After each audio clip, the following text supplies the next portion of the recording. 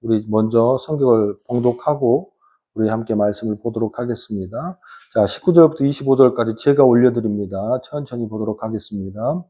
음식을 먹음에 강건하여 지니라.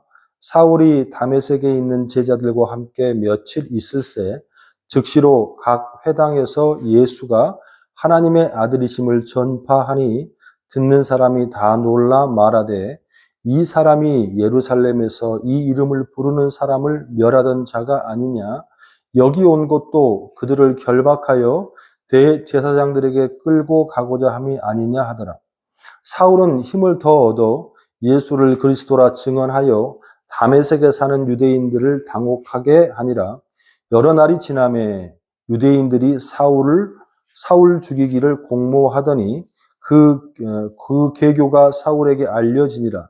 그들이 그를 죽이려고 밤낮으로 성문까지 지키거늘 그의 제자들이 밤에 사울을 광주리에 담아 성벽에서 달아내리니라. 아멘. 오늘도 이 말씀이 우리 가운데의 생명의 말씀, 은혜의 말씀 되기를 주님의 이름으로 축원합니다.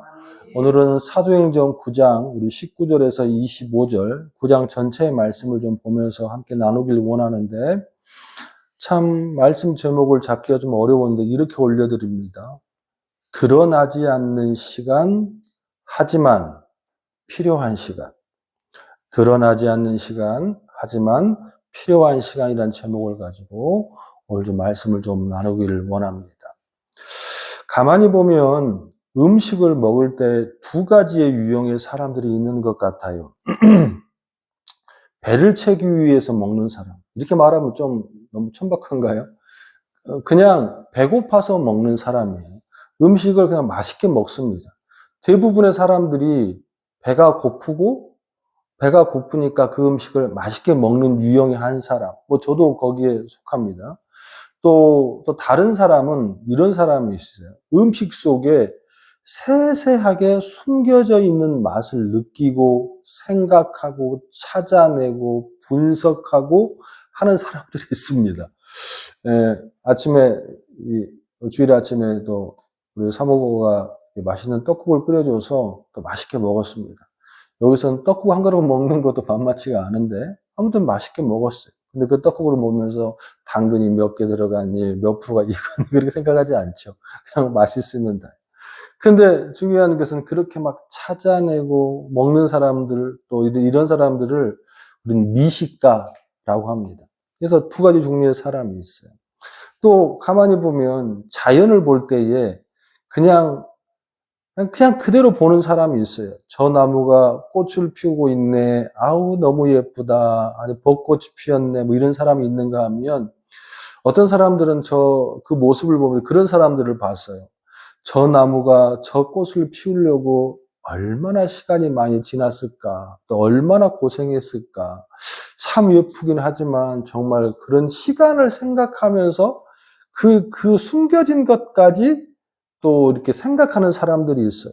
또 어떤 사람은 오늘 우리가 목적지를 가잖아요. 목포를 간다, 부산을 간다. 그러면 그냥 가는 것에 의미를 두어요. 차를 타고 쑥 가요. 근데 어떤 사람은 그곳에 가면 어떤 사람을 만날까, 어떤 일이 있을까, 어떤 것이 좋은 일이 있을까, 세세하게 아직 일어나지 않는 숨겨진 것까지 자꾸만 생각하고 바라보는 게 있어요. 모든 것이 다 이게 가만히 보니까 시각이 두 가지 종류의 시각이 있는 것 같아요.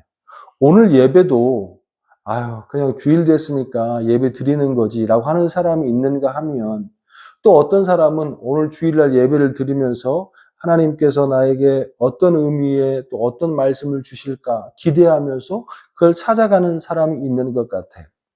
제가 오늘 이 말씀을 이렇게 시작하냐면 오늘 시간에는 드러나지 않는 성경 말씀을 좀 하려고 그래요. 뭐라고요? 드러나지 않은 성경 말씀.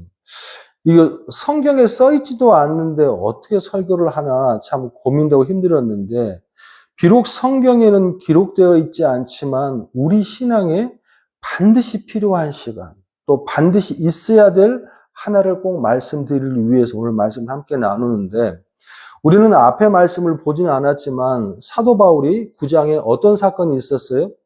사도 바울의 회심 사건이 있었습니다. 사도 바울이 어떻게 됐어요?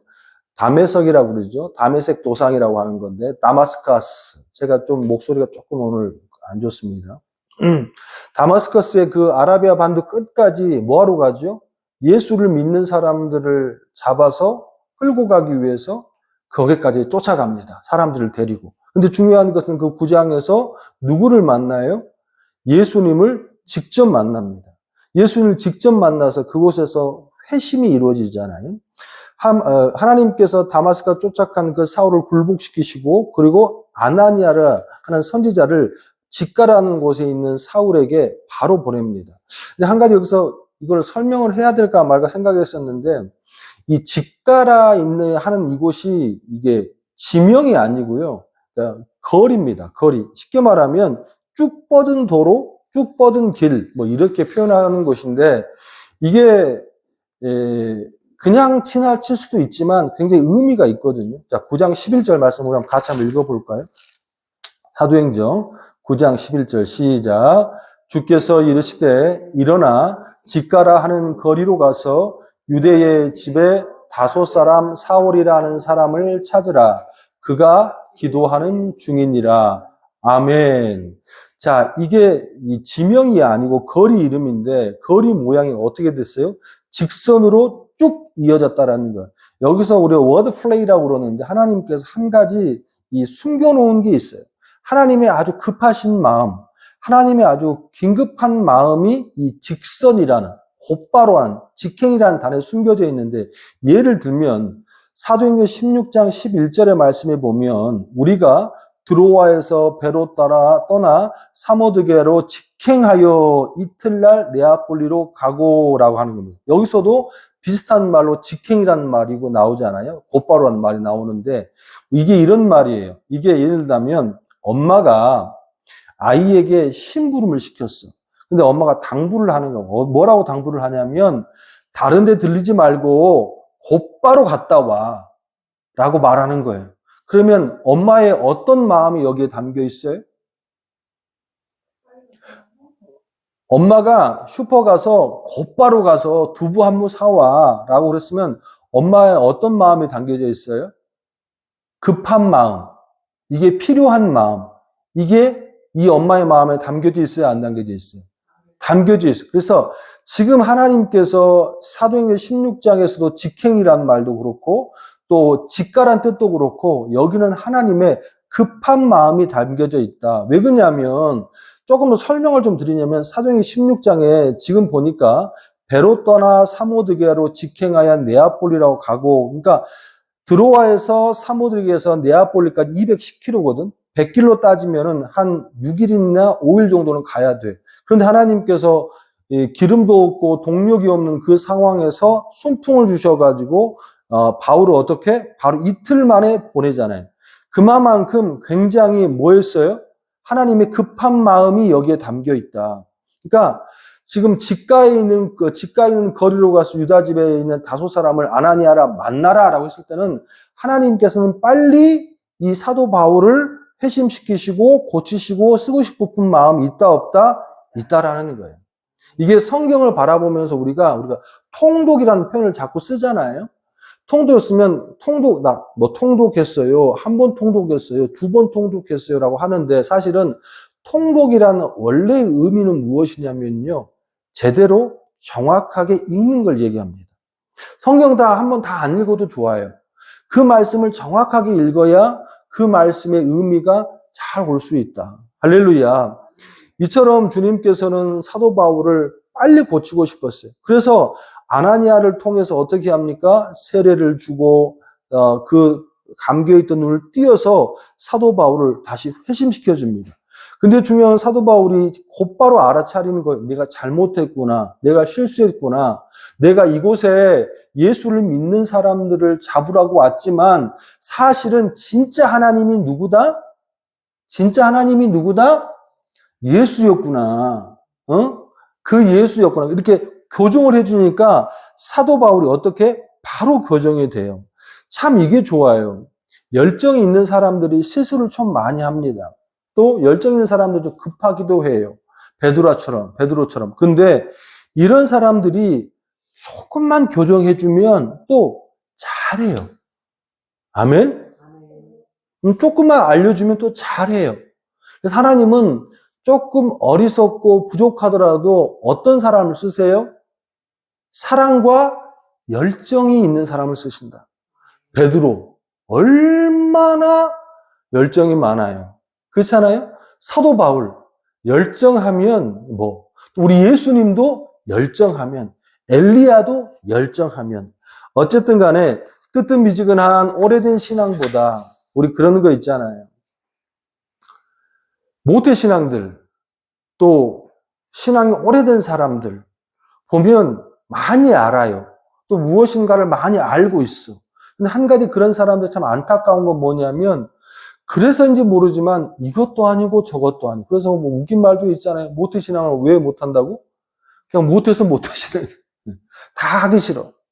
또 오래된 신앙들, 오래된 권사님들, 오래된 장로님들, 오래된 목사들 옛날에 다 해봤어. 그래서 안 하는 거야. 그러면 안 된다. 우리는 죽을 때까지 항상 뜨뜻미지근하지 않고 어떻게? 뜨거운 신앙으로. 할렐루야. 할렐루야. 사도 바울이 정신을 차리고 나서 바로 한 게 오늘 말씀을 읽었던 우리 19절 말씀이거든요. 우리 9장 19절 말씀 같이 한번 볼까요? 시작. 음식을 먹음에 강건하여 지니라. 사울이 다메섹에 있는 제자들과 함께 며칠 있을새 그곳에 잠시 머물면서, 그리고 가만히 있지 않았어요. 열정 있는 사람은 절대 가만히 있지 않아요. 내가 잘못했다는 것을 바로 인식하고 그 다마스커스에 사람을 잡으러 갔고 사람을 죽이러 갔는데 어떻게 그 사람들과 바로 밥을 먹고 의기투합해서 사도 바울이 뭐 하길 원해요?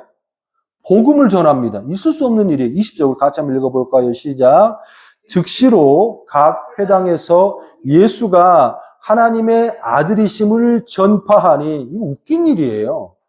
하나님의 아들이 예수라는 걸 믿는 사람을 잡아 죽이려고, 그리고 스데반을 죽인 지가 얼마 안 됐잖아요. 근데 그 사람이 완전히 180도 바뀌어가지고 지금 이 모습 가지고 전도를 하고 있어. 그래서 지금 다마섹에 있는 사람들은 이 사도 바울이라는 신진 종교 리더자가 온다는 말을 듣고 다 숨어 있었단 말이지.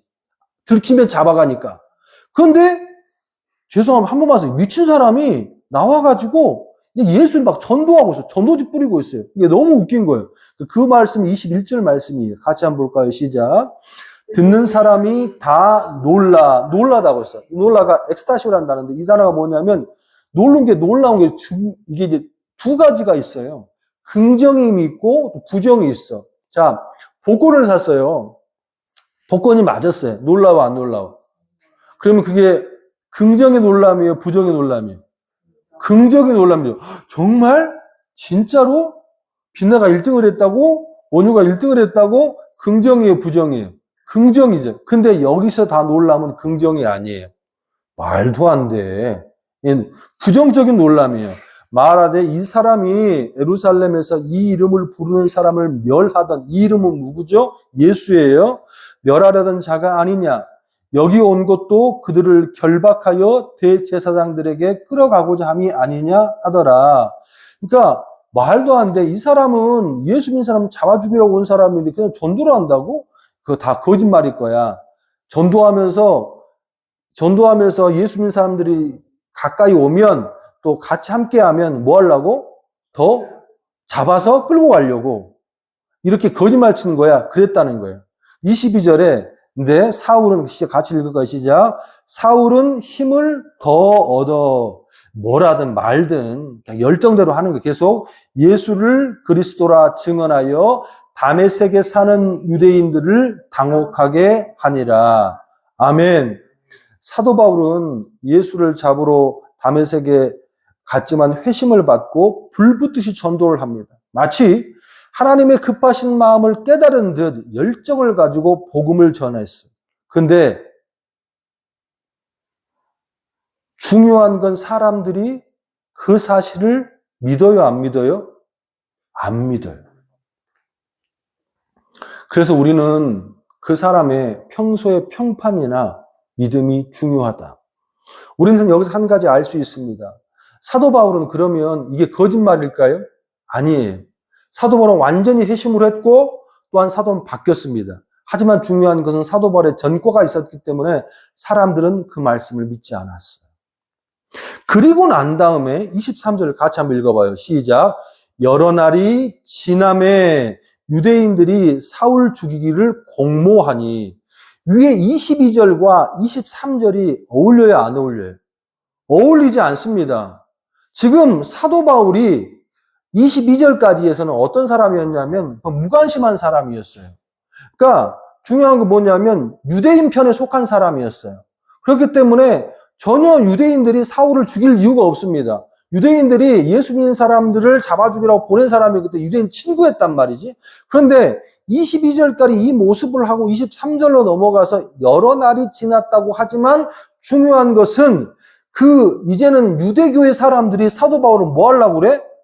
죽이려고 그런다는 거예요. 이 말은 굉장히 사도 바울이 이제 하나님의 진정한 종이 되었다, 안 되었다? 되었다라는 것을 얘기하고 있어요. 지금 그렇다면 우리 22절과 23절에는 공백이 생깁니다. 오늘 이 말씀을 하려고 그러는 거예요. 그러니까 도저히 이 말씀이 연결이 안 돼. 우리는 성경에서 이 말씀을 난해 구절, 또 다른 표현하면 숨겨진 시간, 드러나지 않는 시간이라고 표현합니다.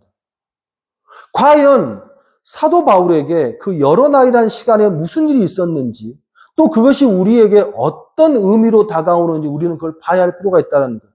많은 사람들이 이 시간의 포인트를 갖고 23절에 여러 날이 지남에 이 말을 몇 주인지 몇 년인지 다 불분명해요. 어떤 사람은 7년이라는 사람도 있고, 어떤 사람은 5년이라는 사람도 있고, 어떤 사람은 10년이라는 사람도 있습니다. 근데 우리는 이러한 것들을 애매모호할 때는 가장 정확한 게 뭐예요? 뭐예요? 성경적인 근거로 해서 이 시간을 유추해보고 찾아보는 것이 가장 정확하다. 할렐루야. 자, 그러면 사도행 9장 23절에 여러 날이 지남에 이 실마리가 어디서 나오느냐? 다 필요 없고, 역사적 필요 없고, 성경에 나와 있어요. 갈라디아서, 우리 찾아봅시다. 갈라디아서 1장. 갈라디아서 1장 15절입니다. 신약성경 갈라디아서 1장 15절. 자, 찾으면서 보세요. 제가 천천히 읽어드리겠습니다. 15절부터 19절까지 볼 거예요. 굉장히 중요해요. 그러나 내 어머니의 태로부터 나를 먼저 설명을 좀 할게요. 이 갈라디아에서 이 말씀을 사도 바울이 하는 이유는 뭐냐면, 자, 저를 보세요. 사도 바울이 끝까지 목회 현장에서 끝까지 따라다닌 꼬리표가 있었습니다. 그게 뭐냐면 사도 바울은 자기가 예수님의 제자로고 사도라고 했지만 많은 사람들이 사도 바울을 사도로 인정했어요? 안 했어요? 안 했습니다. 고린도 교회에서도 또 갈라디아 교회에서도 인정하지 않았어요. 그래서 나는 사도가 맞다라는 것을 지금 설명하는 대목이 지금 갈라디아 1장 15절의 말씀이에요. 제가 그걸 읽어드려요. 자, 그러나 내 어머니의 태로부터 나를 택정하시고 그의 은혜로 나를 부르시니가 16절, 그의 아들을 이방에 전하기 위하여 그를 내 속에 나타내시기를 기뻐하셨을 때에 내가 곧 혈육과 의논하지 아니하고 17절에 또 나보다 먼저 된 자들을 만나려고 예루살렘으로 가지 아니하고 어디로 갔다고? 아라비아로 갔다가, 이 말은 뭐냐면 사도 바울이, 그러니까 나보다 먼저 된 자는 뭐냐면 나보다 먼저 예수님을 믿는 제자들, 또 먼저 된 사람들을 지금 다 그 사람들이 어디에 있어요? 초대교회가 어디에 있죠? 예루살렘에 있잖아요. 예루살렘에. 베드로가 어디 있죠? 예루살렘에 있잖아. 그러니까 내가 회심을 하고 내가 회심했습니다. 이제는 내가 예수를 믿습니다. 라는 것을 증명을 받아야 될 거 아니에요. 그러려고 예루살렘을 가지 아니하고 사도 바울이 지금 어디로 갔다고 그러죠? 아라비아로 갔다. 아라비아가 어디예요? 사막이에요. 아라비아로 갔다가 다시 다메섹으로 돌아갔노라. 18절. 그 후 몇 년? 3년 만에 내가 게바를 방문하려고 예루살렘으로 올라가서 그와 함께 15일을 머무는 동안 주의 형제 야고보 외에 다른 사도들을 보지 못하였노라. 자, 보세요. 정리하겠습니다. 사도 바울은 회심한 후 사도행전 9장입니다. 예루살렘으로 바로 가지 않고 어디로 갔어요? 아라비아로 갔다고 고백합니다. 아라비아 광야예요. 사막입니다. 그리고 다메섹으로 돌아왔어요. 이 여정의 기록이 사도행전 9장의 맥락과 정확하게 일치합니다. 즉 다시 말해서 정리해요. 다메섹의 9장에 다메섹 회심을 하고 다메섹에서 어떻게 전도를 했는데 사람들이 믿지 않았어요. 그러고 나서 성경은 23절에 여러 날이 지났다고 했는데 그 여러 날 동안 사도 바울은 어디에 있었어요? 어디에 있어서 아라비아 광야에 있다가 아라비아 광야에서 어떻게 다시 다메섹으로 왔어요. 그게 23절이에요. 아멘? 이게 정확하게 일치합니다. 자, 그러면 우리는 한 가지 의심이 들어요. 왜 사도 바울은 광야로 갔을까? 3년 동안 그곳에서 뭘 했을까? 아무도 없는데. 이 말씀의 근거가 사도 바울이 사도란 말하는 것에 진짜의 의미가 달려 있습니다. 갈라디아 1장 11절에서 12절의 말씀에 보면 형제들아 내가 너희에게 알게 하노니 내가 전한 복음은 사람의 뜻을 따라 된 것이 아니라, 이 말을 간단하게 설명을 하면 내가 복음을 신학을 배운 것은 누구에게 들은 것이 아니라는 거예요. 지금 자기가 전한 복음 그럼 누구에게 들었느냐? 그게 12절에 나와 있는데 이는 내가 사람에게 받은 것도 아니요 배운 것도 아니요 오직 예수 그리스도의 계시로 말미암은 것이니라. 아, 그렇구나. 사도 바울은 지금 누구에게 말씀을 받았다? 예수님에게 직접 가르침을 받았다. 사도 바울은 급했습니다. 그리고 배울 만큼 배웠어요. 4세대 그 당시에 최고 리더자였고 종교에 굉장히 회박한 사람이에요. 가말리엘 문화였습니다. 더 이상 성경을 구약을 배우지 않아도 됐어요. 이것은 그의 생각이었어요. 근데 하나님은 생각이 좀 달랐습니다. 어쩌면 사도 바울보다 더 하나님은 급했을지 몰라요. 근데 예수님께서는 그 사도 바울을 회심하고 난 다음에 바로 현장에 투입하지 않으셨어요. 사도 바울을 어디다가 아라비아 광야 속에 갖다 집어넣었습니다. 그것은 어떤 시간이에요? 고독이에요. 고난입니다. 배고픔입니다. 외로움입니다. 하나님은 그 시간 동안 하나님이 직접 사도 바울을 처음부터 머리부터 발끝까지 이제까지 네가 배웠던 경험과 신학과 이 모든 걸 다 버리고 주님께 직접 성령께서 그를 가르치시고 고치시고 뭐 하시는 거예요? 준비시키십니다. 그게 22절과 23절에 단 한 글자로 함축되어 있어요. 그게 뭐라고? 여러 날이 지나매. 하나님은 쓰실 때는 반드시 이 과정을 거치십니다. 아브라함은 30년, 요셉은 28년, 야곱은 33년, 엘리야는 3년, 그리고 지금 사도 바울은 또 3년. 아니, 이 사도 바울이 그렇게 하고 난 다음에 어떻게 해요? 사도행전 12장에 안디옥 교회에서 바나바와 함께 피택이 될 때까지 얼마의 시간이 걸려요? 시간은 9장, 10장, 11장, 12장, 4장밖에 아니지만 그 바나바가 피택하기 전까지 자기 고향에서 다소에 있는 시간이 10년입니다.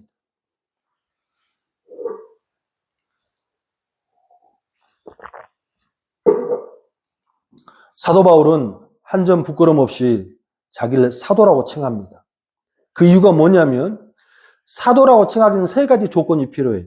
그 중에 가장 큰 조건이 뭐냐면 예수님께 직접 가르침을 받은 사람. 그 사람은 누구? 12제자들. 근데 사도 바울은 12제자가 맞아야 틀려요? 아니에요. 그럼에도 불구하고 사도 바울은 어떻게 해요? 12제자에 속한다고, 13제자에 속한다고 사도라고 표현합니다. 왜? 사도 바울 직접 뭐 했어요? 가르침을 받았어, 안 받았어? 받았어.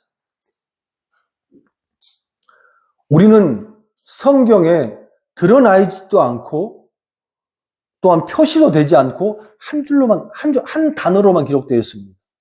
여러 날이 지나매. 그냥 사람들에게는 3년이 지났구나. 이것도 찾아보지 않으면 이 기록을 찾아볼 수도 없어. 하지만 사도 바울에게는 그 시간이 너무나도 힘들고도 긴 시간이고 중요한 시간이다. 근데 중요한 게 뭔지 아십니까? 하나님의 쓰실 또 하나님의 모든 성도들에게는 이 시간이 반드시 필요하다. 이 말씀을 묵상하다가 한 인물이 떠올랐어요. 히딩크라고 있습니다. 우리 젊은 친구들은 잘 모를 거고, 몇 년? 2002년 월드컵에 감독이 있던 히딩크. 한국에 희귀성이 하나 있죠. 희씨가 있습니다. 희씨. 히딩크의 한국 이름이 뭔지 아세요? 기억 안 나십니까? 희동구. 정식적으로 족보를 만든다면 희씨가 있는 거지. 한국에 도착한 히딩크가 첫 인터뷰가 이랬습니다. 온 세계가 놀랄 일을 이 한국에서 이루어낼 것이다. 사람들 웃었어요. 그때까지만 하더라도 한국이 32강, 64강, 이렇게 16강 막 이렇게 염원하던 시대였으니까. 호언장담을 했습니다. 근데 미안하게도 평가전을 할 때마다 5대 빵, 6대 0, 3대 2. 매 순간마다 계속해서 평가전을 지고 참패를 했습니다. 그래서 어떤 말까지 나왔냐면 경질까지 감독을 바꿔야 된다. 근데 히딩크는 계속해서 엉뚱한 짓만 했죠. 체력 훈련만 하고. 그리고 전혀 유명하지 않은 선수들을 자꾸 발탁했습니다. 송종국이, 이천수, 김남일, 이런 사람들. 몰랐던 사람들이에요. 그 당시에는 굉장히 유명한 사람이 따로 있었거든. 근데 우리는 한 가지 분명합니다. 2002년 6월은 8.15 광복 이후 대한민국에서 가장 역사적으로 온 국민이 어떻게 하나가 되는 해. 그냥 막 정신이 없었습니다. 가게들마다 막 대한독립 만세 막 외치고 그냥 너무 우리를 월드컵 신화라고 하는데 정말 큰 기쁨을 만들어냈어요. 그리고 차범근 선수 이후에 세계 무대에 지지하는 선수가 단 한 사람도 없었어요.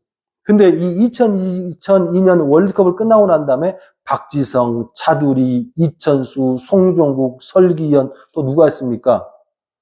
김남일, 안정환 대부분의 선수들이 다 세계 무대에 가서 꿈을 펼쳤던 지금까지도 그 선수들이 유명한 이게 히딩크 감독의 신화였다는 거예요.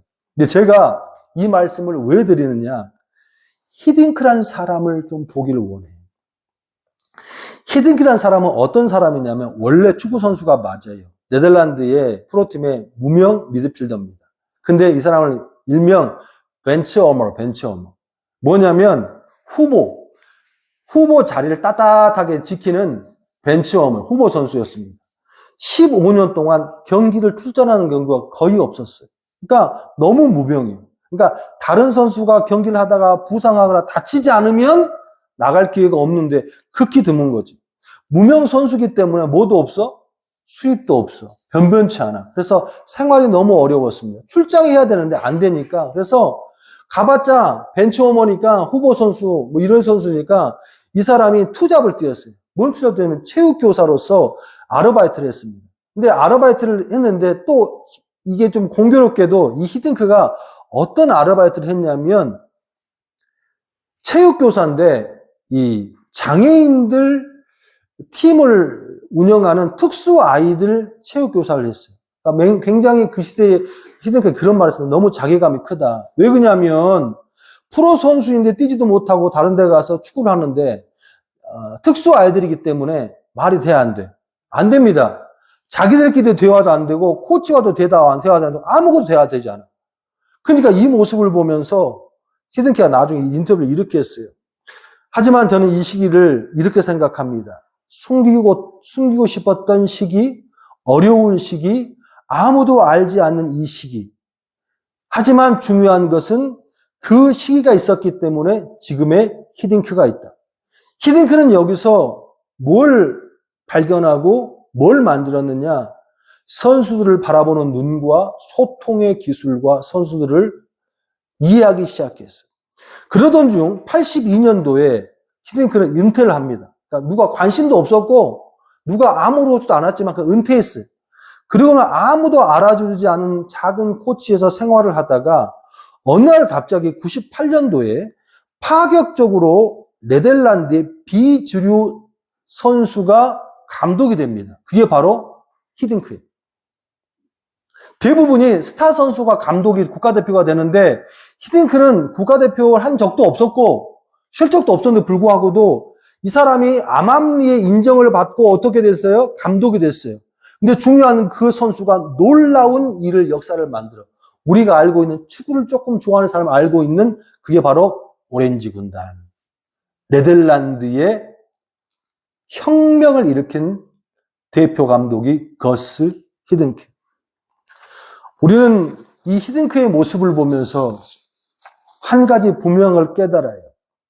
숨겨진 시간이고 드러나지 않은 시간이지만 중요한 그 시간이 그를 진정한 리더로 만들었다. 할렐루야. 하나님께서는 누구나 그 사람을 제대로 사용하시기 위해서는 반드시 그 사람을 교정의 시간을 줍니다. 또한 바로잡는 시간을 봅니다. 이스라엘 백성은 40년간 사도 바울처럼 광야에 내모셔서 물도 식량도 모든 것도 추운 곳에서 오직 누구만? 하나님만 바라보게 하셨어요. 사도 바울은 아라비아 광야에서 이스라엘 백성 동안 40년의 광야는 아니지만 그 광야에 쳐넣어서 하나님께서는 그를 교정하셨습니다. 광야가 미드바르입니다. 미드바르. 이 미드바르에 파생된 단어가 다바르입니다. 이게 뭐예요? 말씀입니다. 광야는, 고난은, 슬픔은 무엇으로만 이길 수 있다?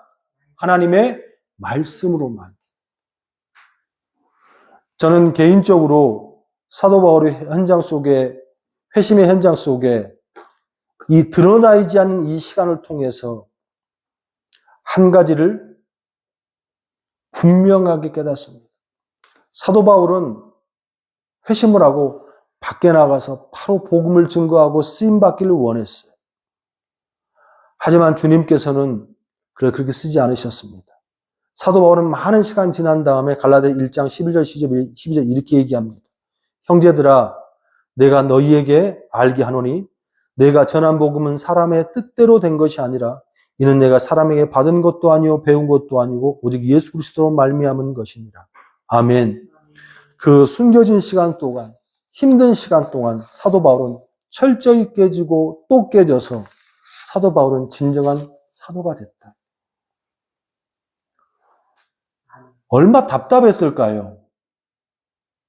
배울 만큼 배웠고 알 만큼 알았는데 하나님은 그를 다시 유치원생으로 만들어서 기억 니은부터 다시 가르쳐. 그리고 철저하게 겸손의 훈련을 말합니다. 근데 성경은 그걸 드러내고 있지 않아요. 말하고 있지 않습니다. 우리는 한 가지 기억해야 합니다. 모든 사람이 드러나지 않는 시간 속에 다 성공하지는 않습니다. 광야에서 하나님을 원망하고 남편을 원망하고 아내를 원망하고 자녀들을 원망하고 현장을 원망하며 그 광야에서 자빠져 죽는 사람도 많습니다.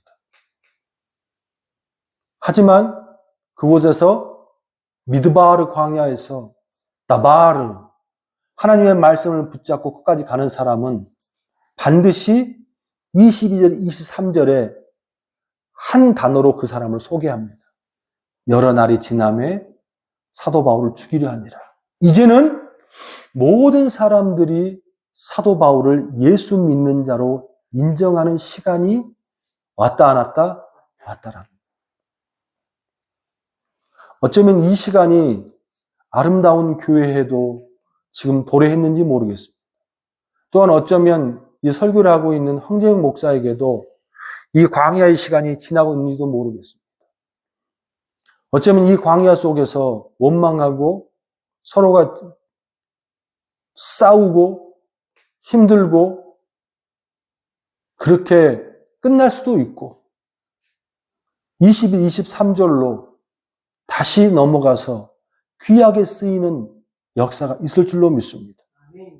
사도 바울은 절대로 사단에게 지지 않았습니다.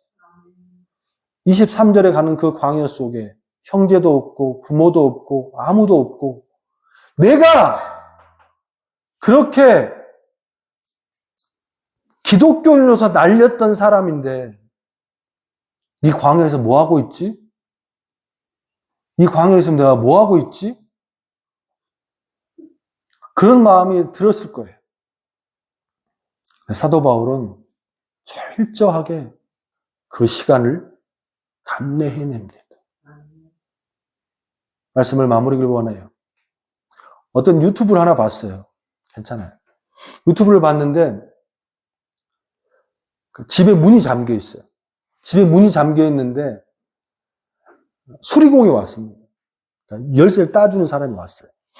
이 사람이 좀 스킬이 부족한 것 같아요. 그 열쇠 문을 하나 따기 위해서 3시간이 걸렸어요. 낑낑거리면서. 그러면 최선을 다해. 최선을 다해. 근데 불구하고도 그 문을 열지 못했어요.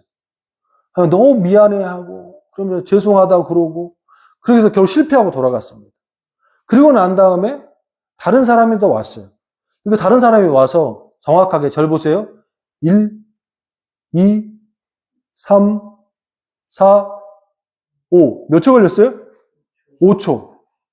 앞에 3시간 걸려서 그 문을 못 단 사람이 그 다음에 온 사람이 어떻게 됐어요? 5초 만에 그 문을 뭐 했어요? 열어버렸어요. 그러면서 질문 하나를 던졌습니다. 유튜브를 본 사람들에게. 당신은 1번 수리공과 2번 수리공 중에 어떤 사람에게 더 살해를 하고 싶습니까? 어떤 사람이 더 살해를 받아야 된다고 생각하십니까? 라고 얘기를 하는 거예요. 대부분의 사람들이 뭐라고 말하냐면 비록 1번의 수리공이 문을 따지는 못했지만 정말 열심히 했기 때문에 또 많은 시간을 노력을 했기 때문에 1번 수리공에게도 돈을 줘야 합니다라고. 2번의 수리공은 주목받지 못했어요. 근데 여기서 한 가지 그 유튜브에서 말하는 게 뭐냐면 우리는 여기서 숨겨진 시간에 경제학의 오류를 관가해서는 안 됩니다. 말이 좀 어렵죠? 뭐냐면 경제의 오류. 무슨 말이냐? 5초 걸린 사람도 힘든 3시간의 이 경험과 실수가 있었다 없었다? 있었다라는 거야. 지금은 능숙하고 이거를 따고 땀을 흘리지 않지만 이 사람이 이렇게 되기까지는 많은 시간의 오류와 많은 시간의 실수와 많은 시간의 힘듦이 있었기 때문에 그 자리에 숙련된 사람이 됐어요. 이게 숨겨진 시간에 경제학의 오류를 관가하지 마라.